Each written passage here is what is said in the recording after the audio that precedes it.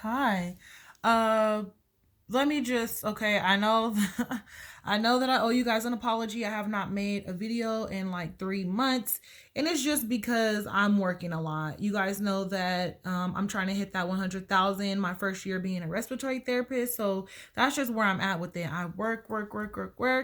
Um and that's it. But what I do want to say is, I do want to thank you guys for being so interactive in this channel. Honestly, even though I don't post like I should be, I've still been gaining subscribers. You guys are very interactive. You guys are asking the questions, talking to each other. I reply back to almost every comment I get, even though I'm not posting videos, but it's like kind of like a text message, like it just goes to your phone. So I see it, I reply. We've been having our conversations. I really appreciate that. I like that.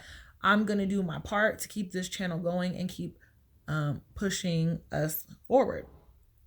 I have been getting some questions about like scheduling, about the type of positions that are available being a respiratory therapist. So I wanted to go ahead and take that opportunity and use it for a video, pretty much, if that makes sense.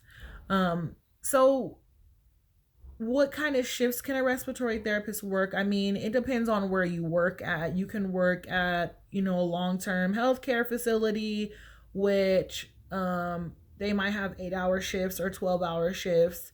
Um, you can work at like rehab facilitation places, which might be 8, 10, 12-hour shifts. It pretty much depends on the employer. If you're working in a hospital, though, however, most likely you're going to be working 12. So I'm going to be talking about 12s because those are the shifts that I have familiarity with, and a lot of respiratory therapists work 12s. Okay, just like nurses do.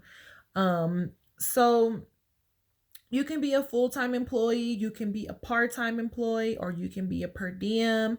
Full-time employee is the most easiest to understand. Full-time is like working a full-time somewhere else. You have your set guaranteed amount of hours. You get your health care, your vision, your dental, your 401k, and that's that.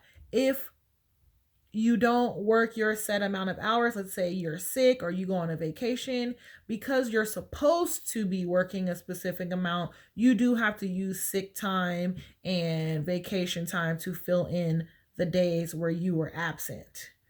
Um, and so for in the medical field, you're working 3 days a week, 6 days a pay period, and the amount of hours that you have per check are 72. Because we work 12s, we do not, our checks are not 40 hours a week, 80 hours a check. No, we work 36 hours a week, 72 hours a check. That's just how it works. So you'll get used to it.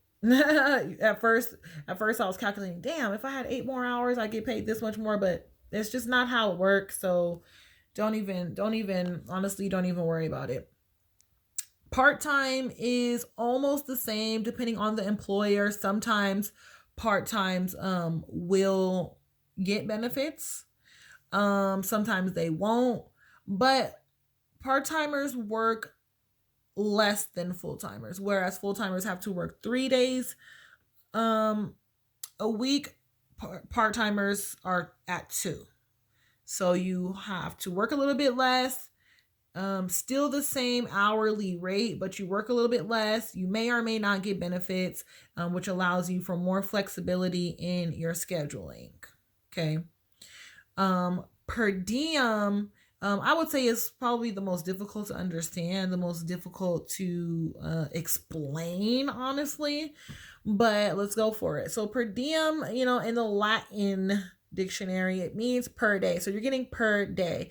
Right off the bat, per diems, they get paid a premium rate. So that rate is higher than full timers and benefited employees.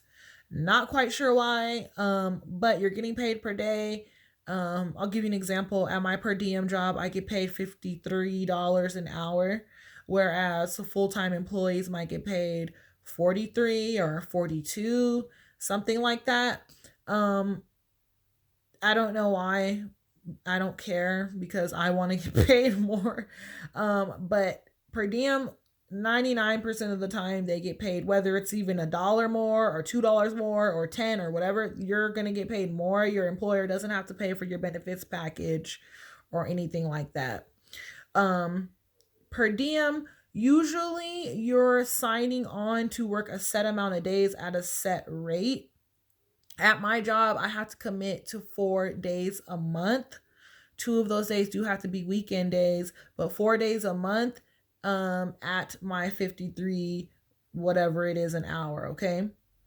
So that allows, obviously being a per diem allows for the most flexibility in scheduling because it's only a minimum amount. I can put those 4 days wherever I want in the month. So let's say I have a vacation in 2 weeks actually at my full-time job. Because I'm obligated to work a specific amount, I have to fill in the days that I'm going to be gone with sick time or vacation time. At my per diem job, I can simply look at the schedule and put my 4 days of availability around the time where I'm going to be off. So that way I don't have to worry about them even calling me because I didn't put that I'm available around the time I'm going to be on vacation, if that makes sense. Per diem is going to be good for people who have a full time like me, people who have a spouse who makes a lot, or you just want a job to bring in a little bit of money, but you don't need those benefits because your spouse or somebody else is providing it for you, because you're not going to get benefits with a per diem job, okay? You're not going to get PTO, you're not going to get sick time like that, you're not going to get health, dental, none of that stuff.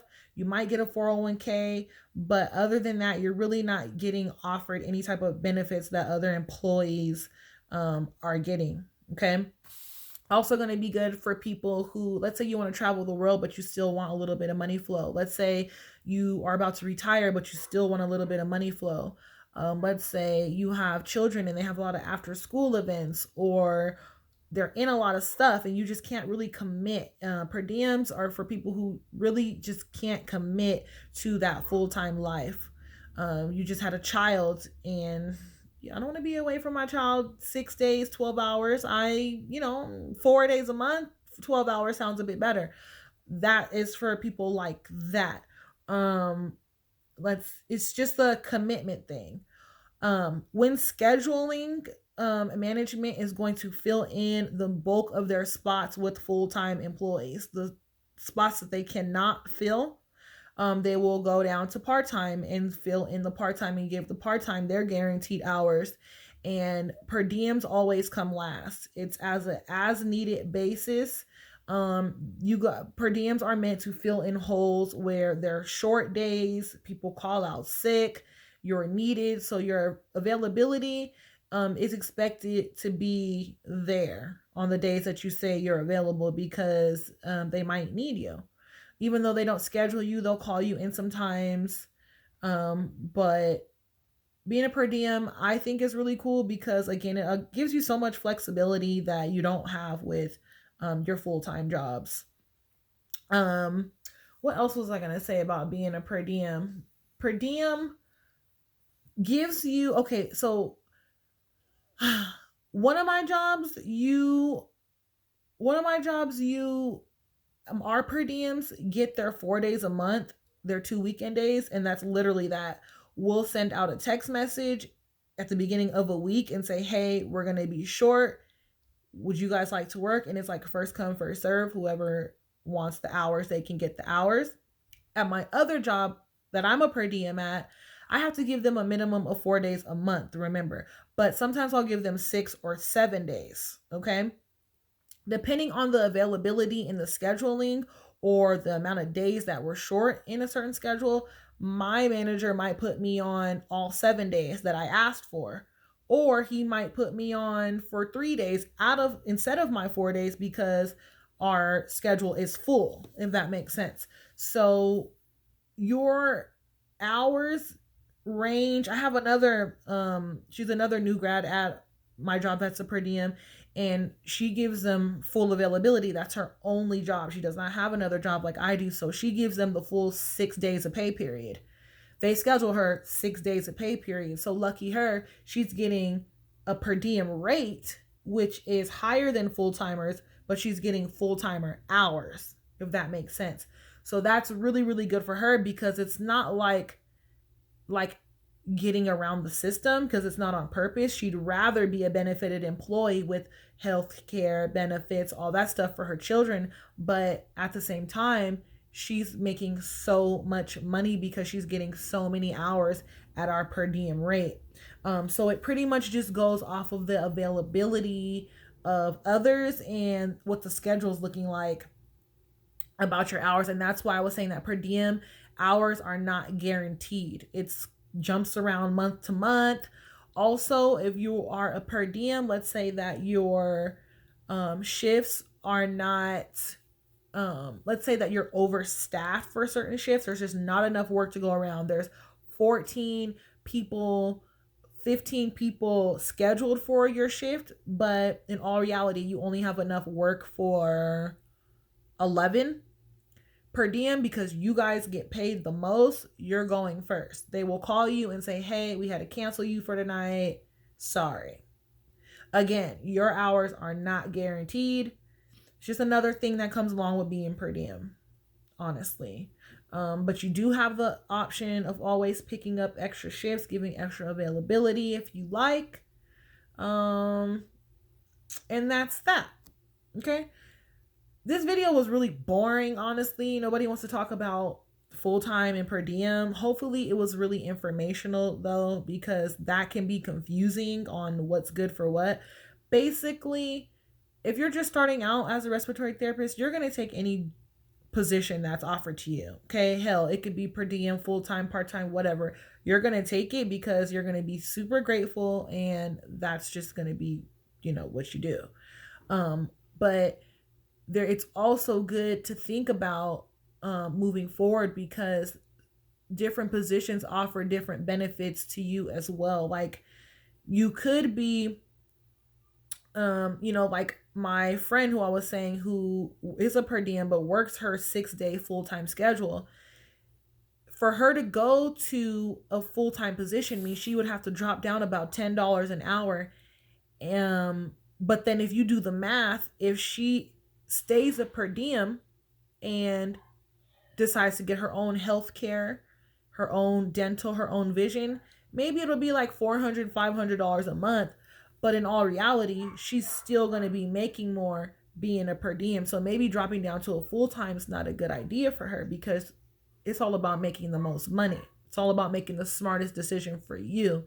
I also have a friend right now who is a per diem at her job, and there's a full-time position open that has gotten offered to her and she turned it down. Now, why would a new grad turn down a full-time position?